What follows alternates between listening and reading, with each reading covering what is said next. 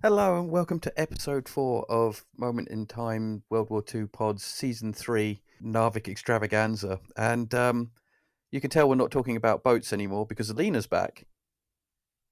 Very funny, Christopher. Very funny. It's nice to have you back, Alina. I know, but I'm so glad we're not talking. I mean, I'm sorry. I'm so glad we're talking about. Well, I've just messed that one up, haven't I? I'm so glad I'm here. Let's just leave it at that. This is a bit of an expositional episode because, as in the last episode, the Germans have landed. They're sort of trying to consolidate their holdings, and the Norwegians are also slowly sort of calling up their troops by post. And the situation is still very, very fluidic. And then, because nothing is centralized, and with the Germans attacking loads of separate areas, we've kind of divided Norway up into 5 parts: the south, the north, the central, east, and west. And we're going to try and mesh them all together. So I'm going to start by catching up with what's going on in central and southern Norway. So on the 11th of April, the Norwegian government rejects the German demands for surrender. They sack the head of the army, General Lager, and replace him with Colonel Ruger, who's now promoted to general, because they felt that Lager was a bit too pro-German. This sort of becomes an ongoing theme that they never know if anyone's going to be sort of more pro-German, or which then causes the British to withhold information from their allies. But Ruger is very effective. He jumps forward. There are 6 divisions of in the Norwegian army, but only 2 have fully mobilized and are effectively ready for action. That's the 6th in Narvik and the 2nd in central Norway. The others are either in disarray or immediately being overrun by the Germans. Ruger believes his best course of action is to delay the Germans for as long as possible, because he knows they're going to consolidate and then push north for Trondheim. If they can hold them off, he can hope that the British and the French will turn up. They can get rid of the Germans in their rear in Trondheim and then push south. Problem that they have is that the Norwegians had no anti-tank guns. This isn't a big problem at the moment because the Germans haven't really landed any tanks, but should they, it's going to be a big problem. They're also lacking artillery, and their air force got wiped out on day 1, near enough. So they can't really do much against the Luftwaffe either. So they've just got to try and hold the Germans off for as long as possible till the British turn up with lots of tanks, planes, and men, and then just see what happens. By the 11th, though, the Germans have consolidated their forces, and Kristiansand has fallen. There were sort of limited, sporadic defences of that area, and the Norwegian troops sort of weren't enough to contain the Germans at all. And they managed to force 2,000 of the Norwegian 3rd Division to surrender by the 15th of April. The Germans under von Falkenhorst are now going to push towards Trondheim as quickly as possible before the Allies get there. But because they're doing it at speed, they haven't got time to organise the landed troops into the proper divisions and battalions. So they form what will be called later in the war Kampfgruppe, and they're named after the commanding officer. So they're just a mixed match of different units mashed into a fighting force. So these are under Colonels Adlock, Zantier, Landl, and Fischer, and they're arranged west to east in that order.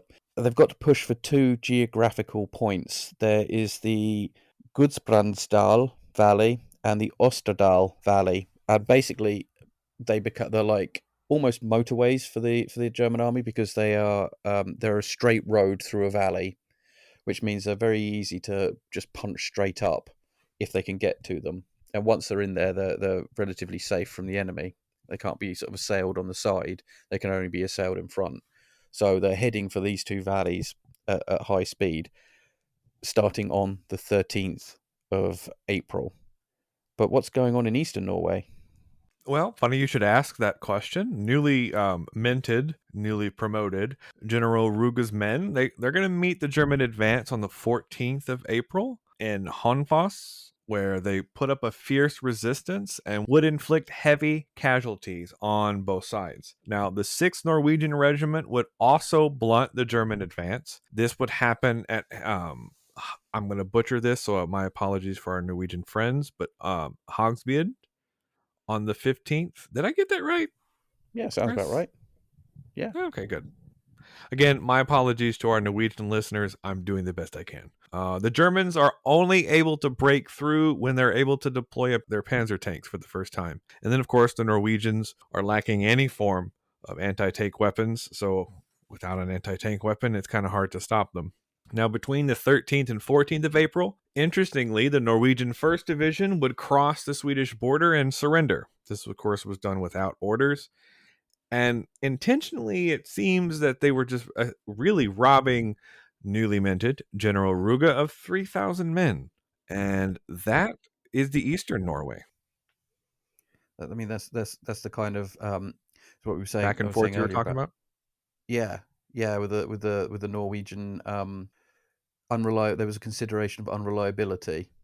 So for 3,000 men to just turn around and walk off the battlefield, that's quite a blow. Yeah, that is. That's a significant number given the limited number of resources the Norwegians seem to have.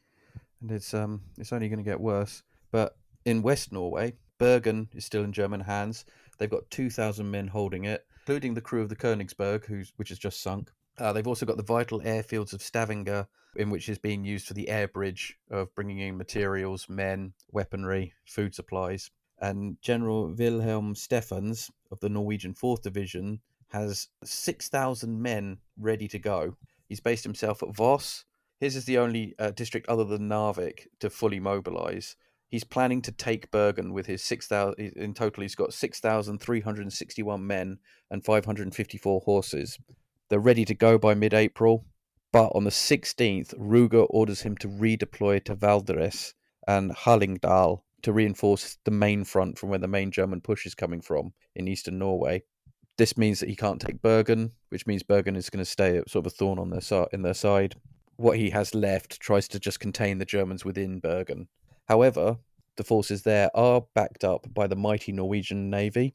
They have 17 to 18 warships of varying but smaller types. They don't have any battleships or heavy cruisers, but they do manage under Admiral Tank Nielsen to hold the Hardangerfjord and Sonjafjord. But all they have to do is wait for the Allies to turn up. But how's that going, Alina? Well, so far, all we've heard of are the British and the Germans. So I will come to the other allies that are coming on board here. But, we talked about this in our first episode when we talked a bit about context, that the allies were looking at moving troops to Norway. So, of course, they should be very well prepared with all of these troops that are going to be heading into Norway, right?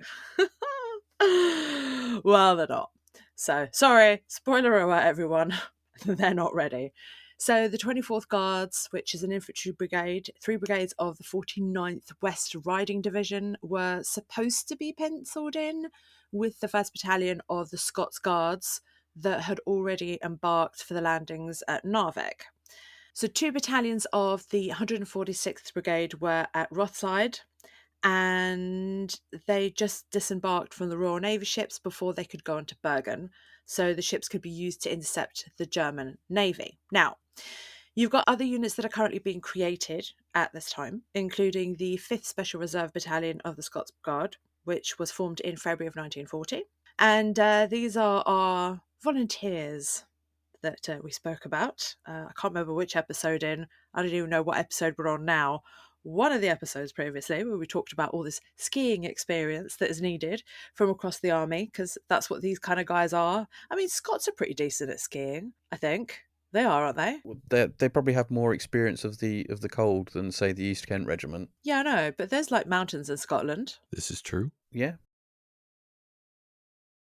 I swear, like, some Scottish people know how to ski. I'm now going to get a barrage of hate from all our Scottish listeners.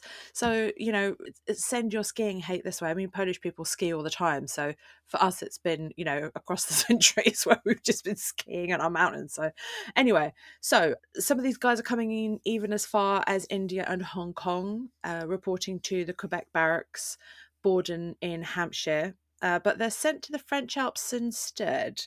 So that's not very helpful to what we're having happen in Narvik at the moment. The specials are recalled and they're supposed to be dispatched to Finland.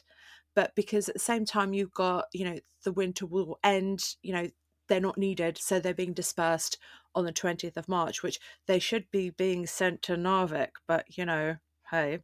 Now, moving away from the British and the Germans, I guess, we can move away from the Germans. The French, the jolly French, decide to commit a brigade of foreign legions, which had some interesting members. And, I wouldn't have put two and two together, but they apparently had Spanish Republicans and, wait for it, Germans who'll be fighting against Germans. So that's going to be quite an interesting thing. Now, the next point here is that you see, I want to go all on about this just by myself for like the rest of this episode. Go for and it. ignore the rest of these guys. Which is the Polish Brigade, basically. So we will talk about the Poles. We will, because they don't come into the war. Well, I mean, they are in the war, obviously, but not when we talk about Narvik.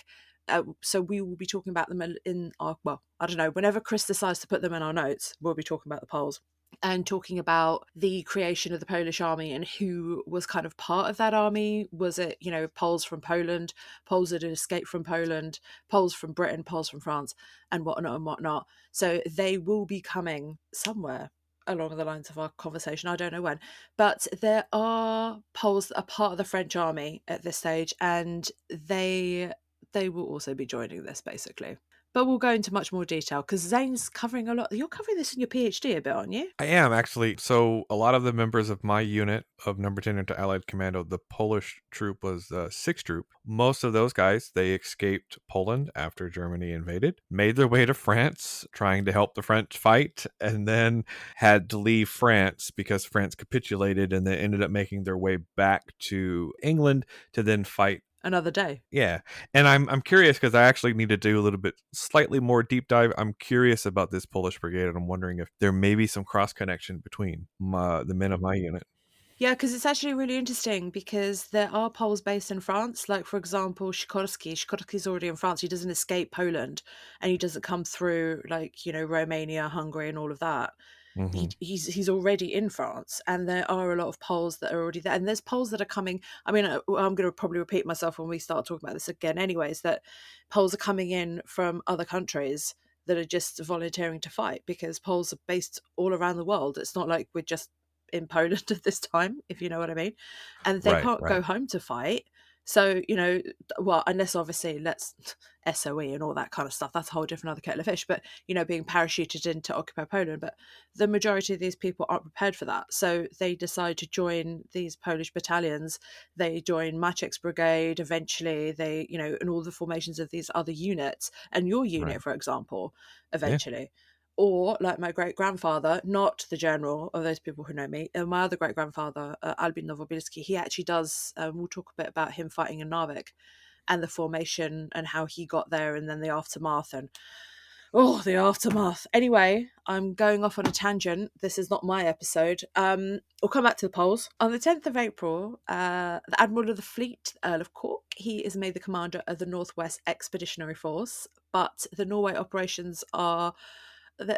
They're confused. Sorry that I'm laughing, but just the shitstorm that this is all causing is just, it's giving me a headache myself. Anyway, it's confused with 6 chiefs of staff, 3 government ministers, and Major General Ismay as well, who's the head of the Secretariat for the Ministerial Committee on Military Coordination. Blooming heck, that is a bit of a mouthful there. Which are all meddling in this campaign. So, too many cooks spoil the broth. Right, so I wish people would just sort their ideas and everything out while trying to instead, basically they're just making a total mess of this. So the War Office also appoints General Maxey, the 49th Division's commander, as the land commander at Narvik on the 6th of April. So we are going to be talking more about the land invasion. We did a little bit of naval, and now, I think it's the next episode, right, Chris, that we're talking about it? No, it's there'll be a little bit in a minute from me. Oh. But then the next episode we're looking at because before we get into Narvik, we kind of have to get there in a way. And the first week of the Norway campaign, there's the British are going to be landing troops and engaging the Germans in central Norway, and then that goes about as well as you'd expect. And then naval stuff. A little bit of naval stuff.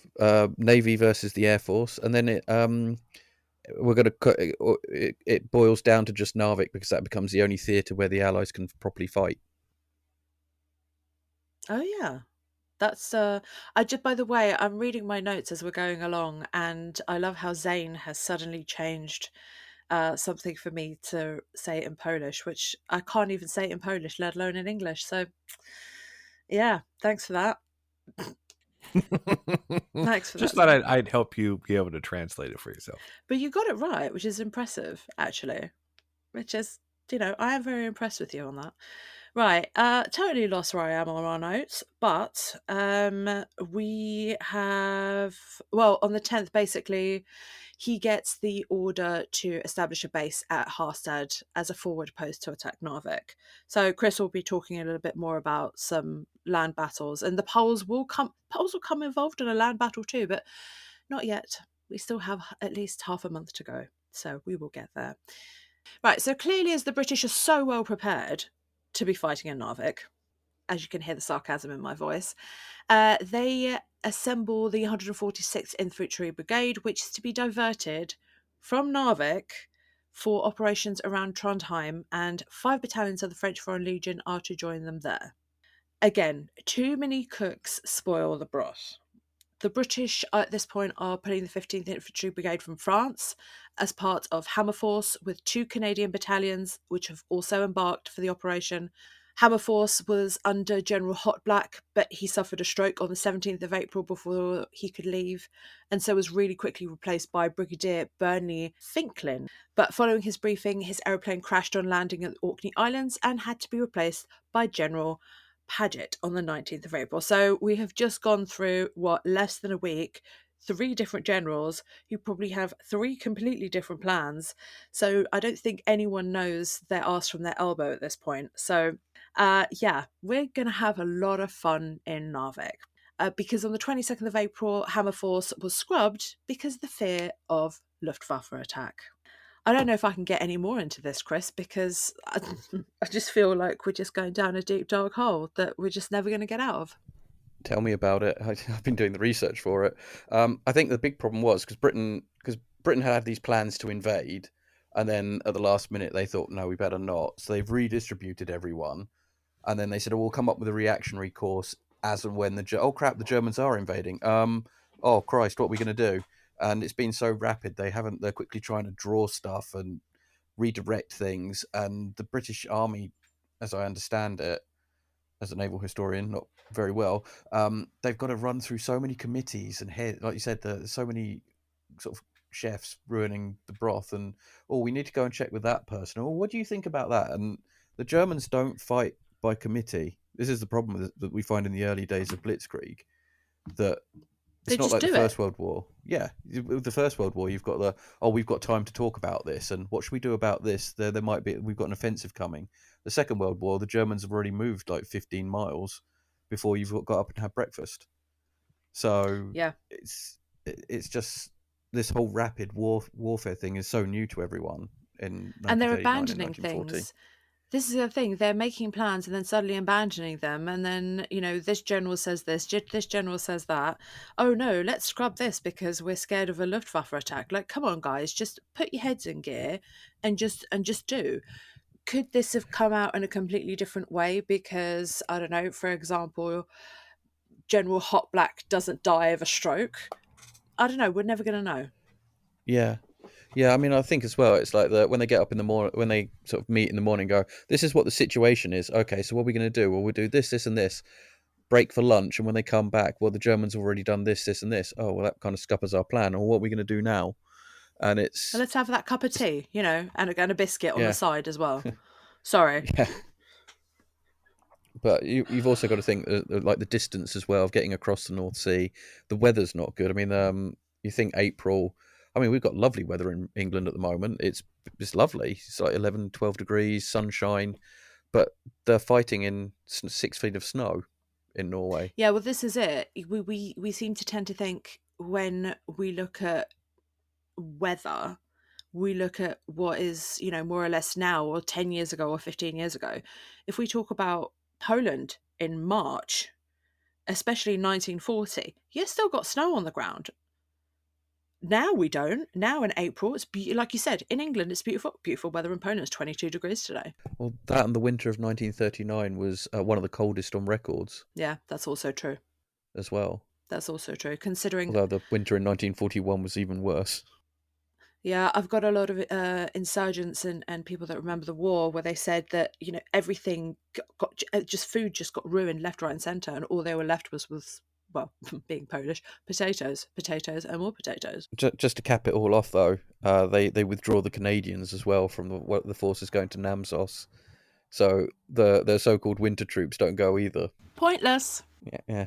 But then we have the Battle of Dombas, which is I'll let Zane explain it because it's quite an impressive one. Well, thank you for that enjoyable back and forth. It's nice to have Alina back because we can have more of a grown-up conversation than if it's just Chris and I, because we'll go off on a nerd tangent. But speaking of nerd tangents, we're actually going to slightly do one of these. So you're going to get the Battle of Dombas. I'm going to give you kind of an intro-ish little taste of what's happening. But then more importantly, you're going to want to check out our Patreon special features for a much, much deeper dive into this situation, because quite honestly, the Battle of Donbass could be its own separate entire episode, if you will, on this situation, but we've decided to move that to Patreon. So please do like and subscribe to our Patreon page, as it does help support the channel. More importantly, it allows us opportunities to get involved with our listeners on a much deeper level than just listening to our standard episodes. But anyway, so the Battle of Dombas, in order to counter the Allied landings and to aid in cutting off the Norwegians, the Germans send an entire company of German paratroopers, also known as Fallschirmjäger, and they're dropped on the critical road and rail hub that connects Oslo to Trondheim at Dombas, which is roughly 209 miles from Oslo. After the operation starts, it starts kind of fairly disastrously for the Germans. They are managed to capture the main road and the rail hubs, which of course is severing eastern and western Norway, as well as north and south railway lines. And of course, they're also hold all of this despite massive numerical inferiority for about 5 days until they're forced to surrender, but damage would be already done. So that, again, it's a quick taste. We've mentioned a little bit about what's happening in eastern and western Norway. We've talked about a little bit about north and south, what's happening in the north of Norway and the south of Norway. So we've given you a little taste of Dombas. Go check out our Patreon page. However, meanwhile in the Narvik area, Batman.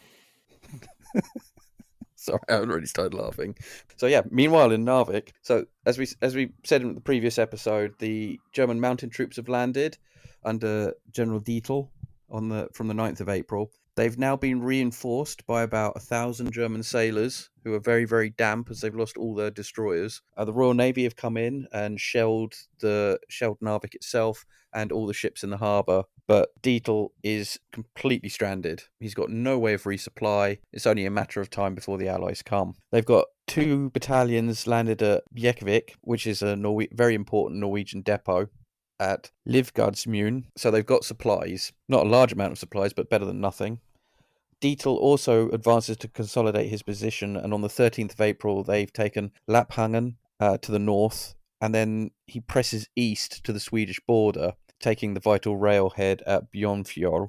And their hope is that they can then try and pressurize Sweden into allowing supplies across the border, so the German consulate in Sweden can get hold of food and uniforms and stuff and send it up where it can't be harassed by the Allies. And they provide this actually works, and they get 350 tons of supplies through by this railway. And this should be enough to last Dietl and his men for about 3 months, which is quite a sizable period of time. This arrives on the 18th of April, and Dietl goes to the defensive. As I said, the British are going to come. It's only a matter of time. But at the same time, he's hoping that there'll be relief from a German column pressing north from Trondheim. But as we said, the Germans in Trondheim are going to have their own problems, as they're going to be surrounded by the British, and the Norwegians are blocking any advance from Oslo. So kind of wait and see. But as predicted, the British do start to land. Major General Maxey's force come first. And the first ashore are the Royal Marines, who land at Harsted. And they begin to prepare for operations. They also prepare landings for the army because, let's face it, the Navy are better than the Army in every possible way. And so they've got to make it easier for the mudders to land. But the British are also suffering from shortages of equipment and winter gear because, as we said, it was on again, off again, on again, off again. They've sent the troops and they haven't quite got all their kit with them. So they're advancing up beaches that are covered in 6 feet of snow, and they don't have the equipment to do it. They don't have the trucks, or it's not as bad as the French Alpine troops who later turn up without their skis, but it's still pretty brutal. And Maxi decides the best thing to do is to proceed with caution. The Germans are dug in. He doesn't know where they are, what sort of their numbers or whereabouts they are, and how well they're dug in. So let's proceed with caution. We'll get the Marines down, then we'll get the army in, and then we'll feel out for the Germans. And we absolutely won't land in Narvik straight away because we'll get sunk. And that's it for this week. And we will be returning soon with the story of Hammer and Sickle Force around Trondheim and how that goes. But thanks as always to everyone who is listening and is enjoying this. Any likes, star ratings, comments or reviews you could leave on your chosen platform will be very much appreciated. And as Zane said, if you want to check out more about the Battle of Dombas and how some 35 German paratroopers in a stolen taxi cause all kinds of havoc, then do please head over to Patreon and give that one a listen.